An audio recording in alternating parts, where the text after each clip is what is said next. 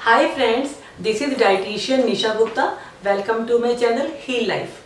Hello friends, आज हमारे साथ है डॉक्टर भाटिया, जिन्होंने इंडिया के prestigious and well known institute IMS BHU से MBBS एंड MD की डिग्री हासिल की है।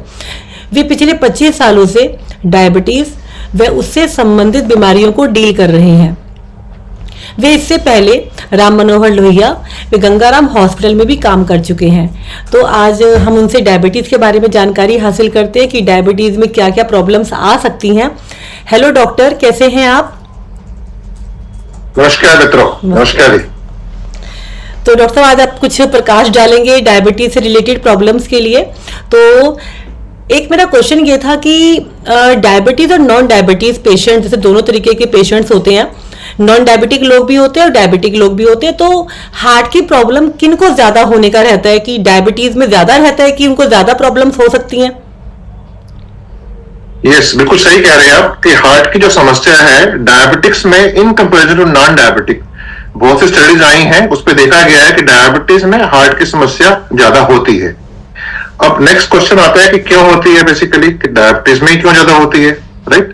तो इसको जानने के लिए मैं थोड़ा सा हार्ट के बारे में बताऊंगा। नॉर्मल फिजियोलॉजी हार्ट की क्या होती है। बेसिकली हार्ट क्या है, जैसे कि हम जानते हैं इंजन होता है, हर इंजन को चलने के लिए किसी एनर्जी की आवश्यकता होती है, चाहे वो CNG हो, पेट्रोल हो, डीजल हो, सोलर एनर्जी हो, इलेक्ट्रिकल एनर्जी हो, आजकल तो हाइड्रोजन की जो इस्तेमाल कर रहे हैं इंजन में। सेम वैसे ही उसको अगर हम देखें, इंसान के शरीर का दिल जो है जब से पैदा हुए हैं वो लगातार चले जा रहा है, ऐसे नहीं चल रहा। उसको भी एनर्जी की आवश्यकता होती है, एनर्जी चाहिए होती है। वो एनर्जी कहां से आती है? बेसिकली वो एनर्जी आती है, ऑक्सीजन आती है, जो हार्ट जो पूरे शरीर को ब्लड सप्लाई दे रहा है।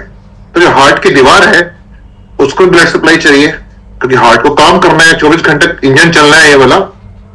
तो जो हार्ट की दीवारों को जो ब्लड वेसल सप्लाई करती है, उसके थ्रू हार्ट की दीवारों को ऑक्सीजन जाती है।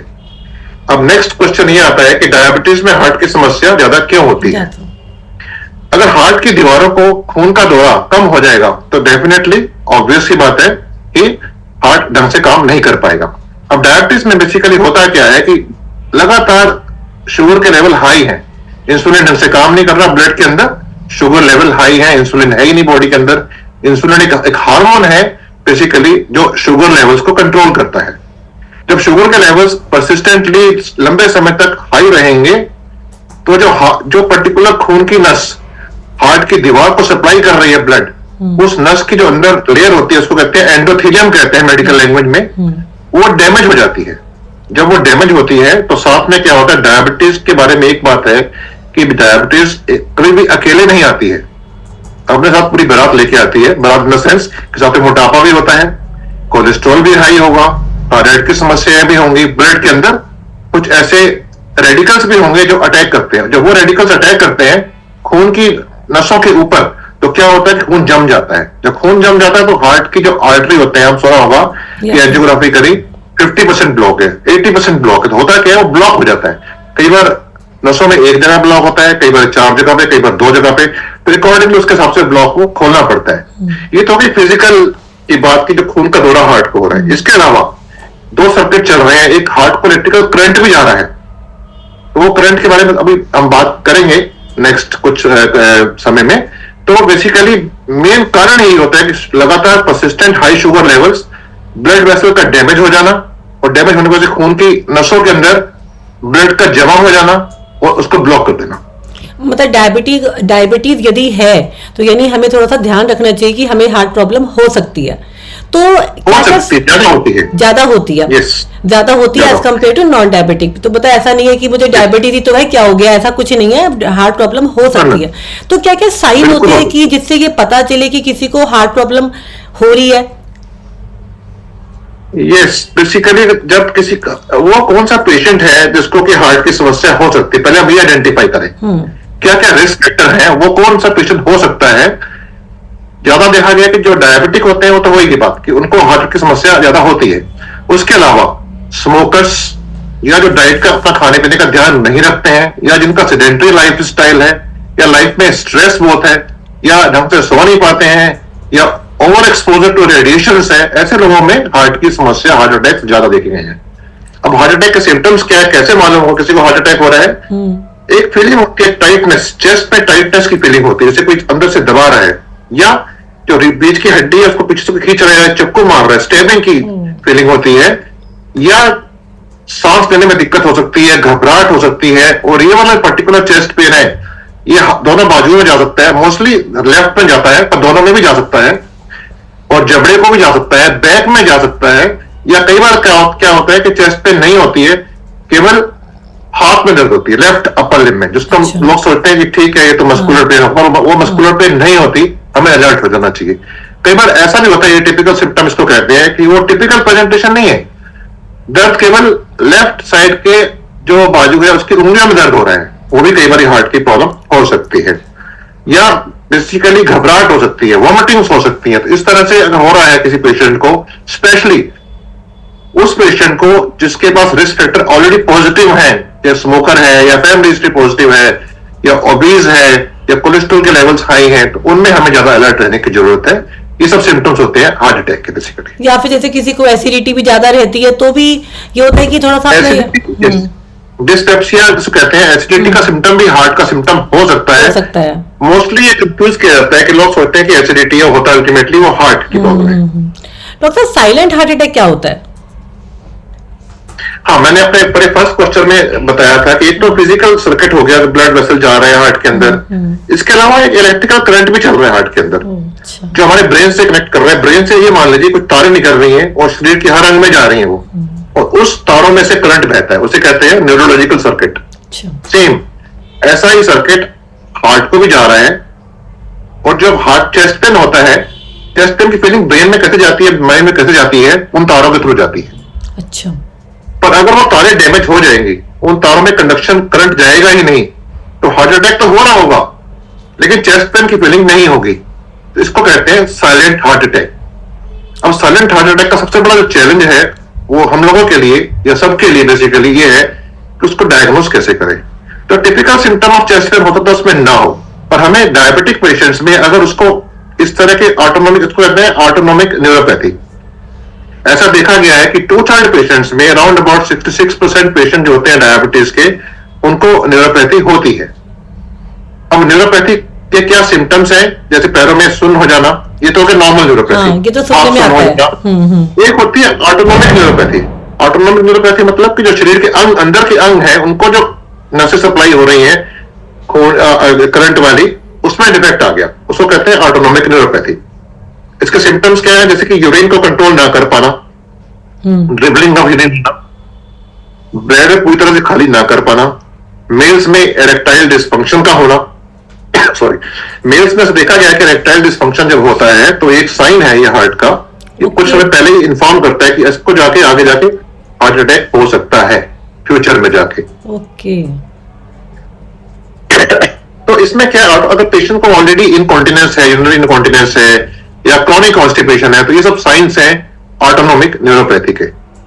तो ऑटोनोमिक न्यूरोपैथी अगर है तो इसका मतलब उसको साइलेंट हार्ट अटैक हो सकता है। इसे कैसे पहचाने, बेसिकली जैसे आपने बताया कि इसमें एसिडिटी भी हो सकती है, चलने में सांस फूल सकता है, या एक्सेसिव स्वेटिंग हो सकती है, पसीने आ सकते हैं, खड़े होने में दिक्कत हो सकती है। इस तरह के सिम्टम नजर आते हैं डायबिटिक पेशेंट्स में। स्पेशली मैं ये बोलूंगा कि जितने भी डायबिटिक पेशेंट, उनका अलर्ट रहना है उन लोगों को, at least once in a year उनका हार्ट का रेगुलर चेकअप होना चाहिए।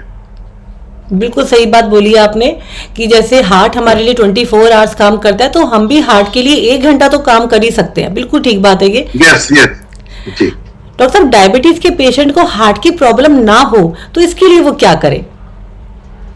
यस, सबसे पहला चीज है कि डायबिटीज के पेशेंट को हार्ट की दिक्कत ना हो, फर्स्ट ऑफ ऑल उसे अपनी डायबिटीज कंट्रोल में करनी है। बिल्कुल। सॉरी, उसको अपनी जो है डायबिटीज कंट्रोल में रखना है, रेगुलर एक्सरसाइज करनी है, प्रॉपर स्लीप लेनी है, स्ट्रेस नहीं होना चाहिए, डी स्ट्रेस करना है, और एज फार एज पॉसिबल अपनी जिंदगी को स्ट्रेस फ्री शांत रखना है। और शुगर को अच्छा रखते हैं मेडिसिन के थ्रू या डाइटरी प्रिकॉशंस के थ्रू। आप ही डाइटिशियन है, तो जितने भी पेशेंट्स उन्हें कंसल्ट करना चाहिए डाइटिशियंस को, प्रॉपर अपने डाइट पे पूरा ध्यान रखना चाहिए, रेगुलर एक्सरसाइज करनी चाहिए। ये बिल्कुल सही बात है कि अगर हम अपने डायबिटीज को कंट्रोल रखते हैं, थोड़ा सा क्वांटिटी और क्वालिटी ईटिंग करते हैं, इंटरवल्स का ध्यान रखते हैं, तो डाइजेशन का भी ध्यान रखना कि जो मैं खा रहा हूँ खाली वो नहीं, पचाना भी कितना इंपॉर्टेंट है फूड को, तो इससे हमारे को फर्क पड़ता है। तो डॉक्टर साहब एक बात हो रहा है आजकल ना, न्यूज चैनल पर, सोशल मीडिया पर पीछे काफी बवाल चल रहा था, बहुत हॉट न्यूज थी कि जो पाम ऑयल है वो हमारी सेहत को बहुत नुकसान पहुंचा रहा है। जैसे कि ये चिप्स के पैकेट्स होते हैं, पैकेट फूड्स होते हैं, तो बच्चे तो उसको ऐसे ही चलते चलते ऐसे ही खा लेते हैं, और लोग ड्रिंक वगैरह के साथ भी करते हैं। मतलब बहुत सारी चीजों में हमारी लाइफ के अंदर ये पैकेट फूड इनकॉर्पोरेट होता है, तो इसका क्या नुकसान है? ये बहुत, इस क्वेश्चन के थ्रू आपने बहुत अच्छी वार्निंग दी है basically to the whole population, कि हमने देखा होगा, आपने भी देखा होगा कि सब लोगों ने ऑब्जर्व किया होगा, आजकल थोड़ा पिछले इन लास्ट 10 to 15 इयर्स कुछ चाइल्डहुड ओबेसिटी बढ़ गई है। अगर हम स्कूलों में जाएं या देखें बच्चों को, तो कंपैरेटिवली बच्चे फैटी हो रहे हैं। इसका रीजन यही है कि excess use of package foods, chips वगैरह का एक्सेस यूज हो रहा है, और इन सब में पाम ऑयल का इस्तेमाल होता है। अब पाम ऑयल करता क्या है बेसिकली, बॉडी का हार्म कैसे पहुंचाता है? पाम ऑयल के अंदर कुछ ऐसे केमिकल्स होते हैं जो कि बॉडी का कोलेस्ट्रॉल बढ़ाता है। एक तरह की खतरनाक फैट होती है, एलडीएल फैट कहते हैं उसको, उसके लेवल्स बढ़ाता है। एक और फैट है ट्राइग्लिसराइड्स, उसके लेवल बढ़ाता है। और एक अच्छी फैट होती है जिसको कहते हैं high density lipoproteins, HDL fat होती है, उसके लेवल आइडली हाई, जितने हाई होंगे उतना हार्ट के लिए अच्छा है, उसके लेवल्स को ये कम कर देता है। उसको कम, तो जो फैट अच्छी वाली फैट है उसके लेवल्स को कम कर रहा है। इसके अलावा पाम ऑयल और क्या कर रहा है कि जो इंसुलिन को काम नहीं करने दे रहा प्रॉपर तरीके से, इंसुलिन जाके सेल्स के ऊपर अटैच नहीं हो पाती है। जब इंसुलिन सेल्स पे अटैच नहीं होगी तो इंसुलिन एक ऐसा हार्मोन है, आप ये मानो कि ग्लूकोज जो होता है, जब ग्लूकोज को एनर्जी में कन्वर्ट करने के लिए शरीर को ग्लूकोज को सेल के अंदर एंटर करना पड़ता है, और उस सेल के अंदर एंटर करने के लिए इंसुलिन की जरूरत पड़ती है। अगर वो इंसुलिन काम ही नहीं करेगा ढंग से, तो ग्लूकोज सेल के अंदर एंटर नहीं कर पाएगा। हालांकि ब्लड में शुगर लेवल तो हाई है, तो वही बात होगी ना कि समुद्र है, पानी है, पी सकते, प्यासे है, फिर शुगर है लेकिन वो काम नहीं कर रहा, नहीं कर पा रहा है, क्योंकि इंसुलिन लेवल ही नहीं है। तो अब पाम ऑयल क्या कर रहा है बेसिकली, वो उस इंसुलिन को काम नहीं करने दे रहा है, वो गेट नहीं खोलने दे रहा सेल के, उसे कहते हैं इंसुलिन रेजिस्टेंस, इंसुलिन रेजिस्टेंस कर रहा है। इस तरह से पाम ऑयल बॉडी के अंदर नेगेटिव नुकसान, डेट्रीमेंटल इफेक्ट्स के होते हैं, और इस प्लेटफॉर्म के थ्रू मेरी आवाज सरकार तक पहुंच रही है, तो ये फूड डिपार्टमेंट को एक्शन लेना चाहिए कि पाम ऑयल का इस्तेमाल कम से कम होना चाहिए या नहीं होना चाहिए। आपने बहुत अच्छी बात बोली कि हमारे हार्ट के बाहर ग्लूकोज पड़ा है, हार्ट को चाहिए एनर्जी, हार्ट कहता है भाई मेरे को ग्लूकोज दो, मुझे काम करना है, लेकिन क्योंकि लैक ऑफ इंसुलिन की वजह से वो जो ग्लूकोज मतलब अंदर एंटर नहीं कर पा रहा है, क्योंकि इंसुलिन की कमी है। और देखिए इसके लिए पाम ऑयल दोषी है कि हम जो पैकेट फूड इतना खाते हैं, ध्यान नहीं देते हैं, अननेसेसरी ईटिंग करते रहते हैं, बिंजे ईटिंग करते रहते हैं, तो उसका बहुत ज़्यादा नुकसान है। अब डॉक्टर साहब जैसे कि विंटर्स चल रही हैं, तो विंटर्स के ऊपर भी एक क्वेश्चन रेज होता है कि विंटर्स भी क्या रिस्पॉन्सिबल है हार्ट अटैक के लिए? हाँ, ये बहुत स्टडीज हुई हैं, काफी स्टडीज हुई हैं, specially by the American heart association and American diabetic association. जितनी भी स्टडीज हुई हैं उन्होंने ये शो किया है कि विंटर्स के अंदर हार्ट अटैक कंपैरेटिवली ज्यादा होते हैं in comparison to summers. Especially जो हाई में देखा गया है कि आपने भी सुना होगा कि जब बहुत ज्यादा ठंड पड़ती है तो रोड साइड जो बेगर्स होते हैं उनकी मॉर्निंग में, सॉरी टू से, डेथ हो जाती है because of the heart attacks only, है ना। विंटर्स में क्या होता है कि हार्ट की नसें हैं वो सिकुड़ जाती है, बेसिकली जो हार्ट की दीवार को ब्लड सप्लाई हो रही है वो सिकुड़ जाती है। जब सिकुड़ेगी तो खून का दौरा हार्ट की दीवार को कम होगा, तो हार्ट अटैक डेफिनेटली होएगा। इसके अलावा विंटर्स में एक क्रेविंग भी होती है ना, आप जानते हैं क्रेविंग होती है, कुछ मीठा खाया जाए, कुछ तला हुआ खाया जाए, पकौड़े खा लेते हैं, पूड़ी खा लेते हैं, या छोले भटूरे खा लेते हैं। तो हमारी डाइटरी हैबिट्स विंटर में बदल जाती हैं, तो उससे क्या होता है कोलेस्ट्रॉल के लेवल्स ब्लड के अंदर बढ़ जाते हैं। जब कोलेस्ट्रॉल के लेवल्स बढ़ते हैं तो डेफिनेटली हार्ट की नसें ब्लॉक होती हैं और हार्ट अटैक होने का चांस बढ़ जाता है। इसके अलावा तीसरा पॉइंट विंटर्स में क्या है, ठंड की वजह से, एक्सट्रीम कोल्ड की वजह से एक्सरसाइज कम हो जाती है, लोग घर से बाहर निकलते ही नहीं है। तो मेरा यही एडवाइस है बेसिकली कि घर में कोई छोटा सा कोना ढूंढ लीजिए, ज्यादा ठंड है, वहां पे बैठ के कुछ योगा, कुछ मेडिटेशन या जो भी आप वॉक कर सकते हैं, अपनी एक्सरसाइज को डिसकंटिन्यू नहीं करना है। नहीं, बिल्कुल ये बिल्कुल सही बात है कि हमें ऐसा लगता है कि सर्दियां आ गई हैं तो नेचुरल तरीके से गर्मी प्रोड्यूस नहीं करना, कि वॉक करनी है, विगरस एक्सरसाइज करनी है। हमें क्या लगता है कि खाने की चीजें, गरम गरम चीजें अपनी खाने में इनकॉर्पोरेट करें। तिल के लड्डू हैं, गज्जक है, मूंगफली, ड्राई फ्रूट्स, खजूर, हम कितना इजीली अपनी डाइट में शामिल कर लेते हैं बगैर ये सोचे कि उनका भी साइड इफेक्ट है। अगर मैं अपनी फिजिकल एक्सरसाइज के जरिए गर्मी पैदा करूं वो ज्यादा अच्छा है जो कि विंटर्स को बीट करे। तो हम अपनी डाइटरी हैबिट बहुत ज्यादा इंक्रीज कर देते हैं। बिल्कुल आपने राइट बोला कि क्रेविंग्स बहुत ज्यादा बढ़ा लेते हैं अपनी। जब एक्सरसाइज नहीं करेंगे, बॉडी से टॉक्सिन्स बाहर नहीं निकलेंगे तो वो क्रेविंग्स के अंदर बदल जाएगा। एसिडिटी, गैशियस प्रॉब्लम्स, तो उससे भी जॉइंट प्रॉब्लम बढ़ जाते हैं। तो ये सारी चीजें हो ही जाती हैं। डॉक्टर साहब आपने बहुत अच्छी जानकारी दी। मुझे ऐसी पूरी उम्मीद है कि सुनने वाले लोगों को काफी फर्क पड़ेगा, और स्पेशली डायबिटिक पेशेंट्स को, कि हमें किन किन बातों का ध्यान रखना चाहिए। खाली ये नहीं सोचना चाहिए कि सिर्फ डायबिटीज ही तो है, ये नहीं पता कि वो कितनी बड़ी बारात लेकर आई है अपने साथ में, कितनी सारी फिर वो मेटाबॉलिक सिंड्रोम बन जाता है व्हेन 2 और 3 प्रॉब्लम्स जो है ये होती हैं ऑटो इम्यून सिस्टम की। तो जो मेटाबॉलिक सिंड्रोम बन के फिर किडनी को लपेटेगी या फिर ये हार्ट को प्रॉब्लम क्रिएट करने वाली है, कुछ नहीं पता चलेगा। तो बेटर है कि हम स्टार्टिंग में ही, जैसे अगर एक बीमारी पता चलती है हमें, तो उसके लिए हर तरीके से हमें उसका इलाज करना चाहिए, फिजिकली भी, मेंटली भी एंड स्पिरिचुअली भी, ताकि हम जल्दी से जल्दी ठीक हो सके। थैंक यू डॉक्टर साहब, आपका बहुत बहुत धन्यवाद। Thank you very much. Thank you. अगर आपको वीडियो अच्छी लगे तो वीडियो को लाइक करें, शेयर करें। आपने अभी तक भी चैनल को सब्सक्राइब नहीं किया है तो प्लीज चैनल को सब्सक्राइब करें। Thank you.